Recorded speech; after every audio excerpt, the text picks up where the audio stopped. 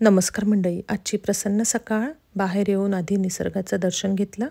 बाहेर आलं की मन खरंच खूप प्रसन्न होतं. इकडे अमेरिकेत आता थंडी कमी झालेली आहे आणि वसंत ऋतूला सुरुवात झालेली आहे. सगळ्या झाडांना नवीन पालवी फुटत आहे. अंगणातली जी रोपं होती त्यांनासुद्धा नवीन पालवी फुटलेली आहे. अंगणातली गुलाबाची जी रोपं होती ती पण खूप छान बहरलेली आहेत. आज चैत्र गौर बसणार होती. सकाळी अंगणामध्ये रांगोळी काढली. चैत्र महिन्यात शुक्ल पक्षात चैत्र शुक्ल तृतीयेपासून चैत्र गौर बसवतात. देवीला झोपाळ्यात बसवून संपूर्ण महिनाभर म्हणजेच वैशाख शुक्ल तृतीया अक्षय तृतीयापर्यंत गौरीची स्थापना करून पूजा करतात.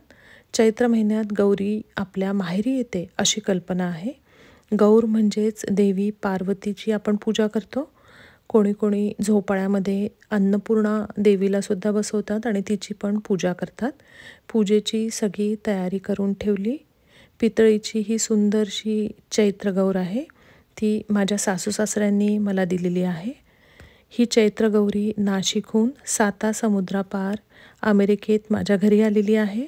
बरोबर वर्षभरानंतर ती आज पुन्हा बसणार आहे. त्यामुळे खरंच खूप छान वाटत होतं. मन अगदी प्रसन्न होतं. सगळी छानपैकी तयारी करून ठेवली. गौरी गणपतीची पूजा केली. चैत्र गौरीला तेल पाणी लावून न्हाऊमाकू घातलं आणि झोपाळ्यामध्ये अक्षदा टाकून त्यावर गौरीला बसवलं. तिला हळदी कुंकू वाहिलं, फूल वाहिलं आणि तिला बसवून तिच्यासमोर हळदी कुंकवाचे करंडे भरून ठेवले. पाण्यासाठी लोटी भांडं भरून ठेवलं आणि कलिंगड खरबूज कापून ठेवलं. माहेरवाशीन आलेल्या ह्या गौरीचं आपण कौतुक करायचं असतं.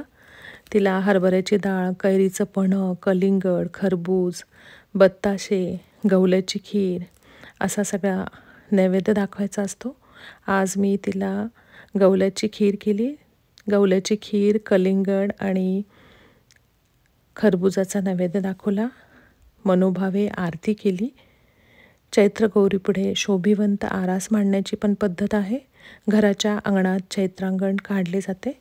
चैत्रांगणामध्ये चैत्र गौरीचा पाळणा, गणपती, समई, नाभिकमळ, कासव, शंख, सूर्य, चंद्र, गोपद्म, सर्प, त्रिशूळ, स्वस्तिक, कमळ, गदा, चक्र इत्यादी हिंदू धार्मिक तसेच नैसर्गिक आकृत्या काढल्या जातात.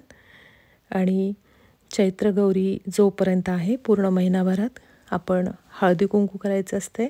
सुवासिनींना बोलवून हळदी कुंकू केले जाते.